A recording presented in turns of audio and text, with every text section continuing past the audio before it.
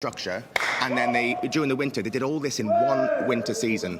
All this golden leaf you see over here, it's amazing. Incredible. Oh, you're telling me it's spectacular. It is incredible, isn't it? We should chat to these guys, shouldn't we? Yeah. Have we got time? We're tied up at the minute, I think. Are you going to take a bow? Yeah. Are we taking a bow? Incredible. No!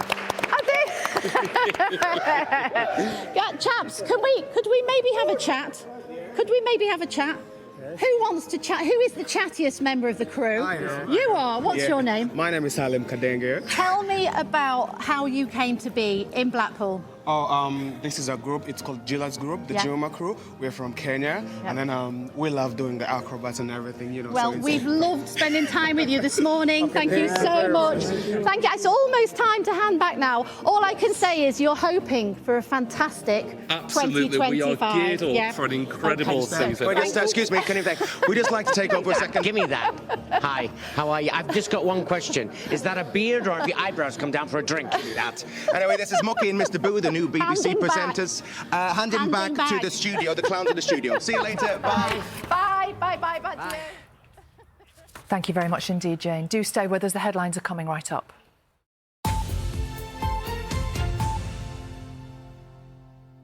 An iPlayer.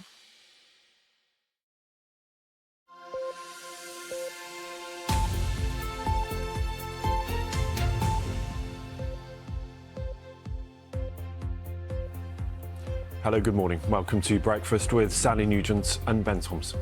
And we bring you some breaking news. Our first headline this morning: the Vatican has just announced the death of Pope Francis at the age of 88. That news just coming to us in the last few moments. You will know, of course, he was seen yesterday given the Easter blessing, but we've had it confirmed by the Vatican just a moment ago that Pope Francis has died. We'll bring you all the very latest reaction to that breaking story this morning for you here on Breakfast and across BBC News. But our other main stories for you today. Prison officers call on the government to issue tasers to staff working in the country's most dangerous jails ahead of a meeting with the Justice Secretary this week. The brief Easter ceasefire declared by President Putin in Ukraine has ended, with both sides accusing each other of numerous violations. Buying illicit weight loss drugs online means dicing with death. That's the warning from a leading GP after a BBC investigation finds illegal jabs are being sold on social media. The charity warns of the dangers of buying DIY bike conversion kits online after a spate of e-bike fires. Good morning. It's a cloudy, murky, damp start to the day. We've got rain moving from the west towards the northeast. It will brighten up behind it, but there'll be further showers. I'll have all the details later. It is 9:05. Just that news we brought to you a moment ago, the news announced by the Vatican of the death of Pope Francis, who died at 7:35 this morning. The Vatican has said the following words: Pope Francis died on Easter Monday, April the 21st, 2025. At his residence in the Vatican's Casa Santa Maria. Those words just brought to us just in the last few moments. And here we can take you now to Vatican City Live. The scene here is just coming up to 9:06 on Easter Monday morning. An iPlayer.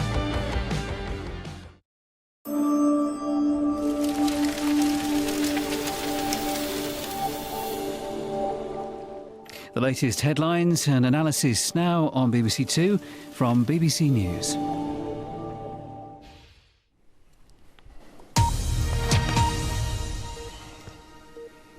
This is BBC News. I'm Lewis Vaughan-Jones. You join us at the top of the hour and we have some breaking news to bring you from the AFP news agency that Pope Francis has died. That's come from the Vatican. We just have that breaking news. Pope Francis has died. That's coming to us from the Vatican via the AFP news agency. We don't have any more details than that. This just reaching us here at BBC News in the last few minutes that Pope Francis has died. That confirmation coming through from the Vatican and coming to us via the AFP news agency. My colleague Rich Preston is with me here. Rich, just bring us up to date. Well, Lewis, as you say, this is just come into us in the last few moments. A statement issued by Cardinal Farrell announcing with sorrow the death of Pope Francis, with these words: "Dearest brothers and sisters, with deep sorrow, I must announce the death of our Holy Father Francis at 7:35 this morning. The Bishop of Rome, Francis, returned to the house of the Father. His entire life was dedicated to the service of the Lord and his church. He taught us..."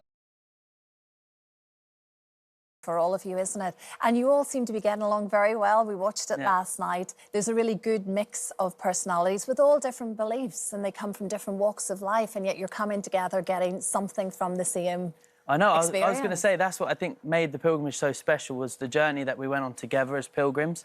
I think doing it together as a whole made the whole experience even better, you know. I mean, I got to share a bed with Jeff Brazier.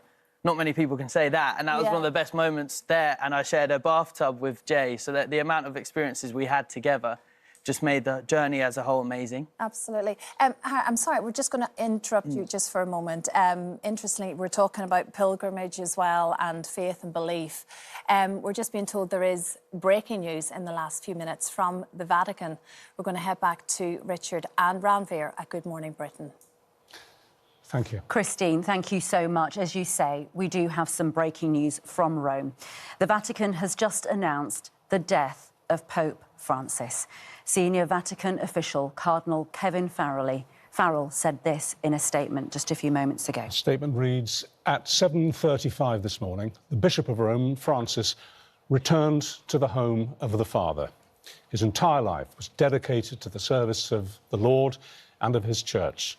He taught us to live the values of the gospel with faithfulness, courage, and universal love, especially for the poorest and most marginalised. With immense gratitude for his example as a true disciple of the Lord Jesus, we commend the soul of Pope Francis to the infinite, merciful love of God."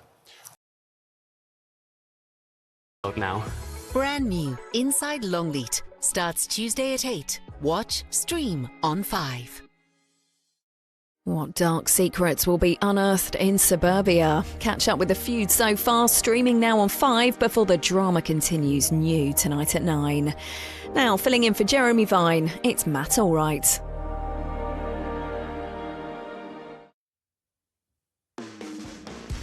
Today was Prince Andrew right to attend the Royals' Easter service? Should Donald Trump be banned from speaking at Parliament? And is it time we stop weighing children at school? With me, Matt Allwright.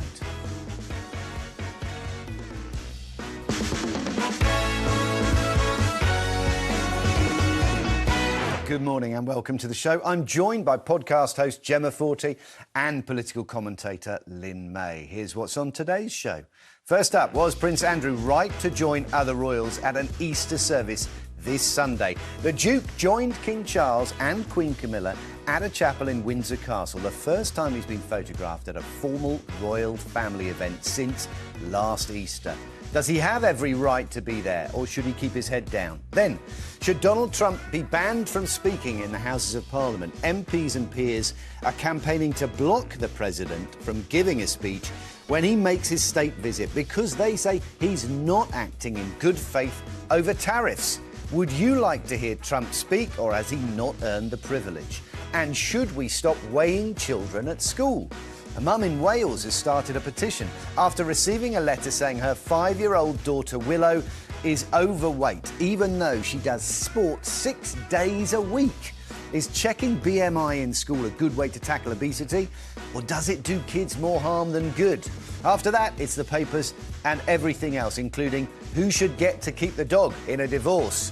At 11:30, we'll be asking whether Nigel Farage would be a better Prime Minister than Keir Starmer. And at 12:30, Vanessa will be here taking more of your calls and hearing your stories. Let me show you how to get in touch.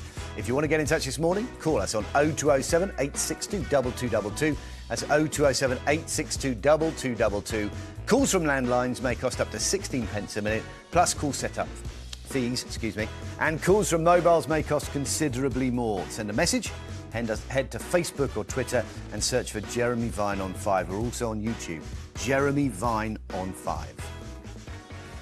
But we must start with some breaking news in the last hour. Pope Francis has died at the age of 88. The Vatican has released this statement. Dearest brothers and sisters, with deep sorrow, I must announce the death of our Holy Father Francis. At 7:35 this morning, the Bishop of Rome, Francis, returned to the house of the Father. His entire life was dedicated to the service of the Lord and his church. He taught us to live the values of the gospel with fidelity, courage, and universal love, especially in favour of the poorest and most marginalised. Pope Francis appeared only yesterday to bless crowds of thousands of people in St. Peter's Square in the Vatican for Easter Sunday. Lag is so bad and when it might be worse and when it might be better. But now we actually have some evidence that everything we probably suspected about travelling eastwards was true. And the reason for it is, as you say, the circadian rhythm. Really appreciate both coming in with us this morning. Thank you so much. Some breaking news to bring you now. This is a statement from the Vatican. A short while ago, His Eminence Cardinal Farrell announced with sorrow the death of Pope Francis. With these words, he said the following: "Dearest brothers and sisters, with deep sorrow, I must announce the death of our Holy Father Francis." At 7:35 this morning, the Bishop of Rome, Francis, returned to the house of the Father. His entire life was dedicated to the service of the Lord.